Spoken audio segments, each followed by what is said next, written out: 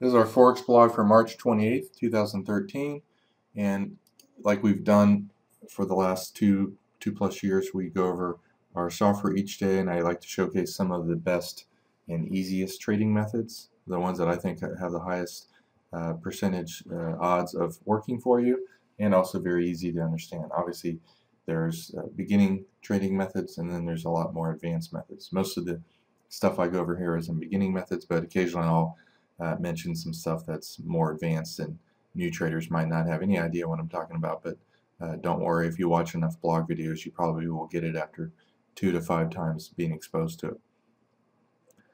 One of the things that I added to our indexes, and what this is I've created these, they're not available anywhere else.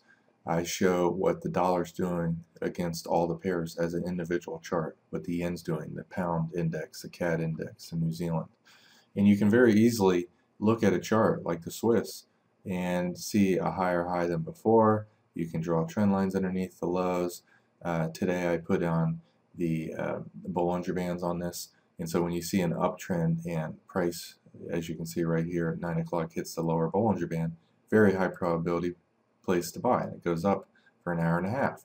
If you were looking to buy this one against one that was weak, you would do so at that time. Or if the Swiss was on the bottom, like the dollar Swiss, let's say the dollar was weak and the Swiss was at a buy point, that would be a point at 9 o'clock to be looking at the dollar Swiss chart to look for buys. It's that simple.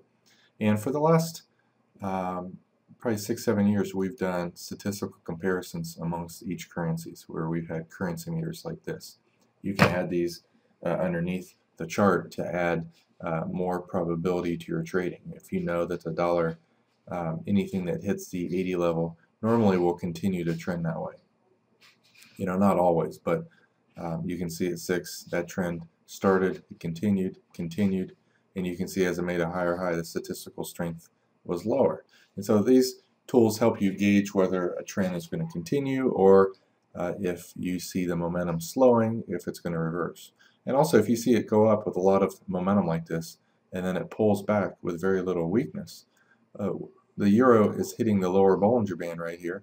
What a great place to get in. As you can see, within a 5-minute period, it continued on up. So let's take a look at this one first at 8:30. This was a very strong uptrend. You're buying the pullback. You want to find a weak currency at 8:30. So at 8:30, the dollar's underneath last week's point of control and yesterday's point of control. This is the average price for the previous day and previous week. These are major areas of support resistance. But at the time, it kind of looks kind of strong. The yen, on the other hand, at 8:30, had just broken down and had fallen a considerable amount. So when the euro has pulled back right here, 8:30 is a wonderful time to be buying the euro yen. We'll put the euro yen on this chart, and I use range charts, tick charts, but for class purposes, we're going to use a 5-minute chart. So here's the 8:30 time period, and notice pretty much exactly at the 8:30 bar right there, price reverses and it goes up 10, 20, 30 pips in the next hour. And even if you were just scalping this, you know, it was a very easy place to get in and make 10 to 20 pips by the pullback and so forth. And that's why I've added the Bollinger Bands, because I just knew that they work on all time frame charts and all charts, whether it's stocks, futures, or Forex, gold, oil, you know, anything. And what I like about them is that they actually show volatility. I have actually Bollinger Bands on my perfect oscillator too. The perfect oscillator is another wonderful tool, and at this pullback area right here, you can see you had a pullback underneath the lower band. When it pops back out of there, typically that's a very high probability place to get in. Also, most of the time when the plus 80 level gets hit, that's the end of the move. So you can see that was the end of the move here. This one here obviously failed. It did go higher. This one right here, you can see, was the end of the move. When the price was underneath this level right here, it's telling you that the market's gone down too much. It's likely to reverse. Typically, I will wait for the band to go back, the perfect oscillator reading to go back above the lower band, which is pretty much somewhere around this band right here. You can see it really did a great job of nailing that low there. So let's take a look at some other examples. How to use the new Bollinger Bands.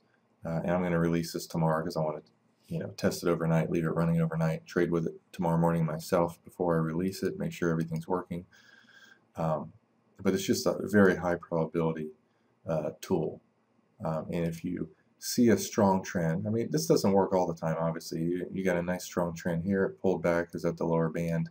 You're looking for a yen buy here. And when it doesn't work, you have small 5 to 10 pip losses and many times small wins or break evens. So at 6 o'clock, let's say you're looking to buy this. What was a weak currency at 6?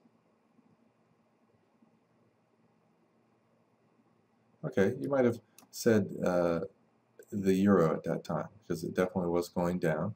So here's probably an example of a loss. I like to always go over and show losses at 6 o'clock because no trading method's 100%. So here is that 6 o'clock time frame. Typically, when you see whether you use the currency meter or you use our new indexes, when you see a likely trade on a chart, you really should probably wait for the lows to get broken before you get in. There's really 2 steps to our method. One, identify possible setups, and then step 2, wait for the entry, where for me it's just basically 1 pip underneath the swing low of the pullback. Let's take a look at a range chart of the euro yen at 6 o'clock and see if you would have got into a trade on this one. So sometimes you're going to have losses, other times you're going to see a trade, you're going to see a setup, but it doesn't actually give you an entry because a lot of times we're waiting for price to go 1 pip below the previous bar's low. So here's 6:30. No, I guess it was 6 when that showed up there. The euro looked like it could be going down. The yen looked like it could be going up. Notice our signal gave a little bit earlier entry right here. 6 o'clock. We're kind of waiting for this low to get broken, and it never really does. So both the 5-minute chart and the range chart, if you had gotten in that trade, let's just say you swung the bat without waiting for price to confirm the possible entry, because all that we use is with the indexes is to find very high probability likely entries. You're going to avoid a lot of unnecessary losses by just waiting for price to break the lows. But let's just say you did go short at 6, like right here. Well, you just simply put your stop right above a little swing high right here, and you lost maybe 7 or 8 pips. One trade that doesn't work is not going to cost you much at all. And obviously, the more things that line up, the better. If the hourly moving average is in gray, the 15-minute moving average is in green, the point of control, this is where most traders have positions in the euro for the previous day, that's in yellow. If a currency is above all 3 of those, it's much more likely to go up. If a currency is below all 3 of those, it's much more likely to go down. Like for instance, let me just give you a nice point of view. The dollar, it's underneath last week's point of control, yesterday's point of control, the hourly and 15, hits the upper band here, here, and here. Obviously, some people might not be trading after 12, so you might have avoided that trade. Earlier in the day, it's above the upper band here, here, here. It looks like it went above it right here, here. And it looks like it could be possibly breaking out to the upside here, but this is major resistance right there. Normally currencies don't break through the most actively traded price of the previous week without spending some time there. You can see the pound hit that level today and couldn't get above it. You will see that over and over and over again, and eventually you'll come to rely on these tools as profit targets. If you had bought the pound, the pound's a good example. On the flip side, it's above yesterday's point of control, the hourly and the 15, pretty much most of the morning and from 9 o'clock onward. And so when it comes down to the lower band here, here, and here, great places to be looking to buy it. So let's line those up. We have 10:30 right here, we have 11:30, and we have 12. In the dollar, we have 11, we have 12. So we'll look at the 11 o'clock, 12 o'clock pound dollar buy, because the pound's strong, it's trending up, the dollar's weak, trending down. The dollar's at the upper Bollinger Band, while the pound is at the lower Bollinger Band. So these are what I consider to be pretty much perfect setups. This is why I put the Bollinger Bands on these indexes, to pretty much give traders a couple freebie trades a day, so that if they take some other trades either on their own or based on our systems or their misguided beliefs of our systems, it's really hard to mess up seeing Bollinger Bands, and it's really hard to mess up seeing our currencies above the hourly 15-minute moving average and previous point of control. Pretty easy method. It's very hard to screw this up, and so hopefully you can find 1 to 5 freebie trades a day that'll make you 5 to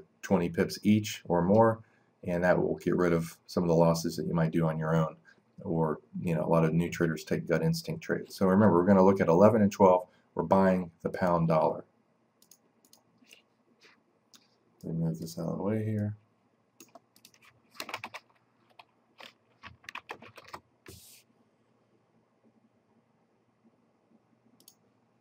So remember, 11 o'clock, 12 o'clock, we're looking for buys in this. First of all, at 11 o'clock, you can see right here, the perfect oscillator is underneath that level, and we typically want to wait for it to come back above the lower band, which is right here. So we would be waiting for price to show us it's starting to go back up, and that would be when it goes above the previous bar's high. Like in one of the examples earlier, we saw a setup, and it never triggered because it never went down. So you avoided a loss. In this case, it does start to go our way, and we buy.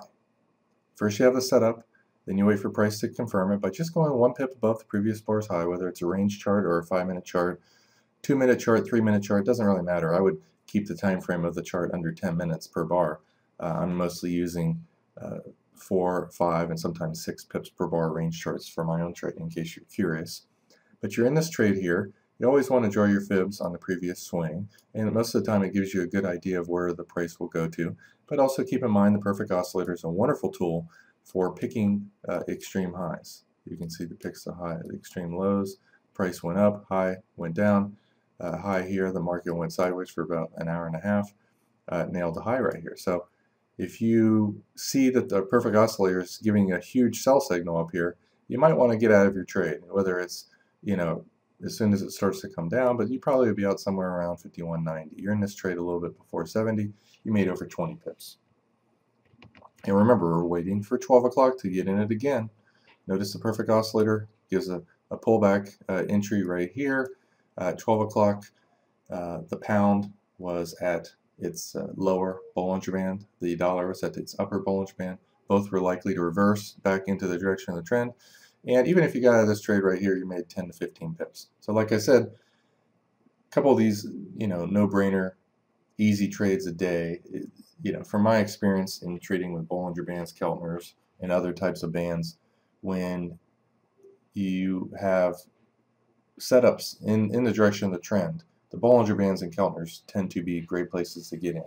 And when one currency's likely to go up, another currency is likely to go down, and then you just simply wait for price to go above the bar's high. And typically, this is a whole separate trade. If you watched the last 2 weeks' blogs, you'll see that if the trend is up and it comes down and you get a pullback to the -80 level, you really want to look to buy.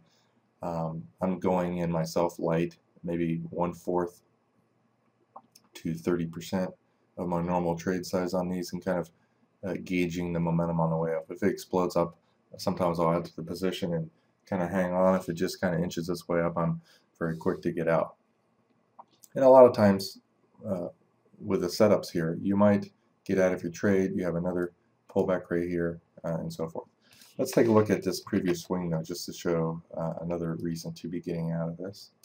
You can see the first fib target is right there. It's only a few pips away from our outer bands, and most times the outer 2.0 containment band, the white one, will contain price. As you look back over the last few days, contain price, contain price, contain price. It's a very high probability tool. When the 2.0 band gets hit, usually price is contained and it was only a few pips away. The fib target, only a few pips away. The perfect oscillator is telling you it's gone up too high. So when 1, 2, 3 different methods tell you that this is probably the end of the move, you look to get out. So you probably would have made 20, 25 pips on that trade. Let me find one more example before I end today's blog, just with how to find trades, that are high probability. And the more things going for it, the better. You can see the yen is underneath its hourly, underneath the 15-minute, and was from 7 o'clock onward for the most part. So we have this trade right here at 8:30. We have this trade right here at 10, and we have another, trade right here. And again, price doesn't always go your way. Sometimes it does immediately. Other times it sits 30 minutes and then goes. So these are just setups. Again, you got to look at the chart, and until price confirms it by going, a pip or two above or below the previous bar's high or low on whatever time frame chart you're using, you don't get in. So that you avoid a lot of unnecessary losses, and you also avoid, sometimes if you would have got in, you would have made money, but you would have had to sit on it for 40 minutes. I like not having to be in a trade watching it go sideways. I'd rather it start to go my way, then I get in. So that way, if it goes sideways and then pops against me the other way, I'm not stuck with an unnecessary loss. Let's take a look at some other of the currencies to find some other examples here.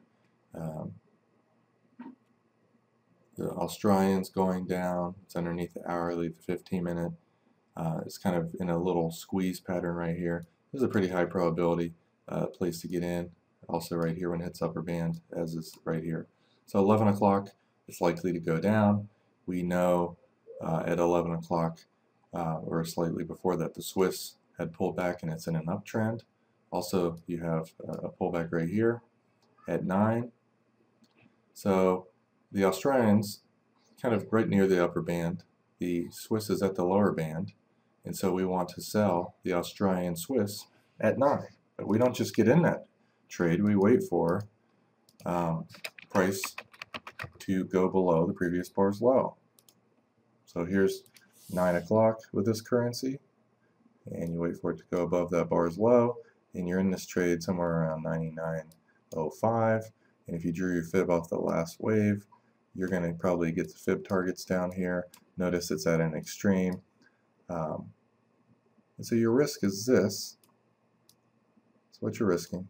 And this is pretty much what you made. You made 4 to 5 times more than what your risk is. And really that's the whole key to trading. High probability trades that tend to happen over and over and over again. Not 100%, nothing's 100%. Sometimes you'll see a setup and there's no trade, like I think the euro dollar the euro dollar earlier that I showed. It never triggered. It never went below the bar's lows, so you never got in. In this case, you made 10, 20, 25 pips. You probably risked a little bit less than 10 pips on here. So very good win versus loss ratio.